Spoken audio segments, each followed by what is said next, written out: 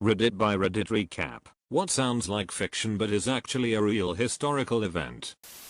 English king named Ethelred, later called the Unready, took some troops to defend against a Viking invasion. The weather was bad, so a lot of the Vikings' ships crashed as they were landing.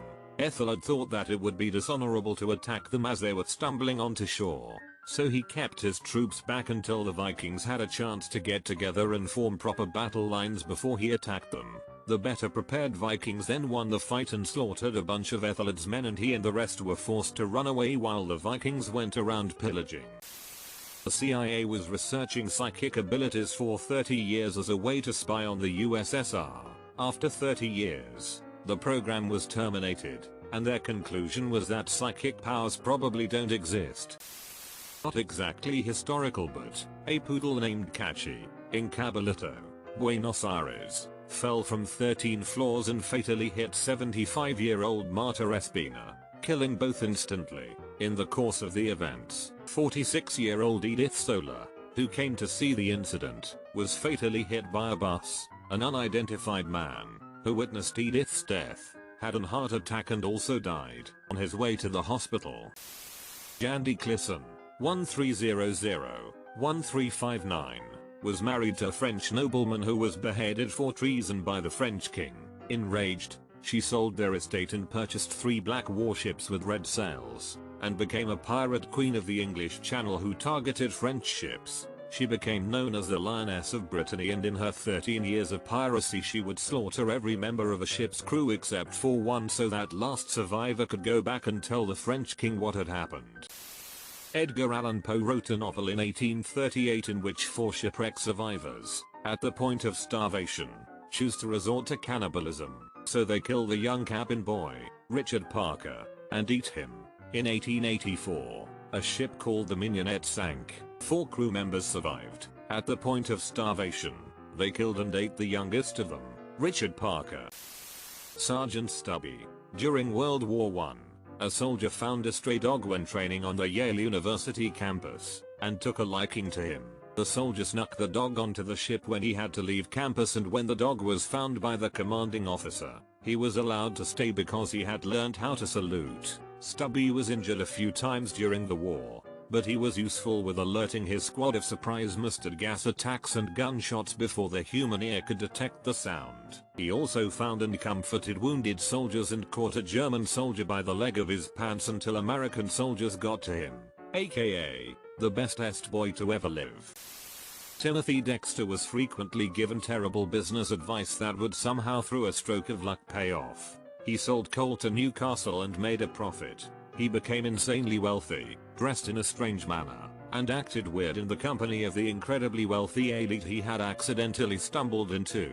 He spent a lot of time basically gaslighting his own wife for his own amusement. For quite some time he acted as if she had died and was a ghost, even introducing her to other people as his wife's ghost. He at one point even faked his own death so he could see how people would react at his funeral.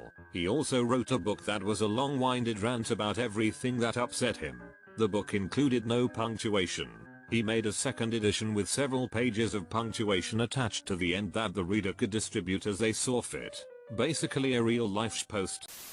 The London beer flood of 1814. A 22-foot tall beer vat blew out and at least 100,000 to as much as 323,000 imperial gallons give or take flooded Slim dwellings, killing 8 people. 5 of those people killed were at the time at a celebration of life service for someone else. During WW1 the German Navy built a ship and painted it to make it look like a British ship called the RMS Carmania in order to infiltrate and destroy British convoys. On the ship's first outing, the first enemy it encountered was the real RMS Carmania, which promptly sunk it. At Jack Churchill, the man with the only confirmed longbow kill in WWII, Guy and his squad did a death march towards the Germans while playing bagpipes, got captured and sent to a concentration camp. He then escaped, got caught again, and then escaped a different concentration camp. Also he always carried a Scottish longsword with him. There's so much other weird she did after the war, and it's amazing to me that he's entirely real. Battle for Castle Litter near the end of WWII saw us soldiers, French POWs, and the German army fighting on the same side to hold the castle against an SS tank division. To make it even weirder, the French prisoners included several prime ministers and a tennis star. Wojtek was a bear who fought Nazis in return for cigarettes and beer. He didn't die until 20 years after WW2. My favorite part about that story is that after the war he lived in a zoo. It was common for soldiers from the bear's company to come visit and simply jump into the enclosure to play with him, much to the zookeeper's annoyance. Operation Mincemeat. The Allies planted a dead body with fake battle plans to trick the Germans into thinking that the Allies were going to attack Sardinia when they were in fact going to attack Sicily. They built an entire life for this dead, fake, military man, dumped him in the ocean, and successfully distracted the Germans. The Soviet scientists starving to death saving the seed bank of Leningrad during Hitler's invasion in the winter of 1941-42 despite it being full of corn, wheat and potatoes. Joshua Norton was just this random crazy guy from San Francisco who hated all this political nonsense that was going on at the time and figured he could do the job better at it himself. And thus the Emperor of the United States and Protector of Mexico was born. While he held no real power, the people liked him so much that they treated him like royalty anyways. Any currency issued under his name was treated like real money at many establishments. One day, he was arrested by a private security force because of his mental health, which enraged practically all of San Francisco. The police chief let him go because he had committed no crime, and Norton gave an imperial pardon to the guy who arrested him. After this incident, any police officer Norton passed would salute him. Another time, when a riot had formed and was getting pretty violent, Norton simply stood in front of the mob and calmly prayed, which managed to disperse the mob, and that's not even a fraction of the crazy stuff that he did. Jack, a baboon who was employed to change rail signals. After initial skepticism, the railway decided to officially employ Jack once his job competency was verified. The baboon was paid 20 cents a day, and a half bottle of beer each week. It is widely reported that in his 9 years of employment with the railroad, Jack never made a mistake. Spartan weddings. Basically, young Spartans would train for years in camps, surrounded only by men. So, when the time came for marriage, the women would shave their heads and dress in men's clothing, since the idea of having sex with anyone other than a man weirded out the grooms. 4 Auschwitz prisoners stole Nazi uniforms and a car. Only one of them was speaking German, so he was wearing the highest rank uniform. When they left the camp, they've encountered 2 patrols. First patrol, with some high rank guy, just hailed to them. Second patrol with to low rank soldiers told them they can't leave because orders etc. Guy speaking German started screaming at them so loud and so realistically they just said, "We're sorry, go ahead." The life of Harriet Tubman. One of the rare examples of someone who is a household name for being a badass who was actually about 10 times more badass than people know about. Things she did other than the Underground Railroad. 1. She financed and recruited for John Brown's Harper's Ferry slave revolt raid, and the only reason she didn't fight in person was she was bedridden with malaria. 2.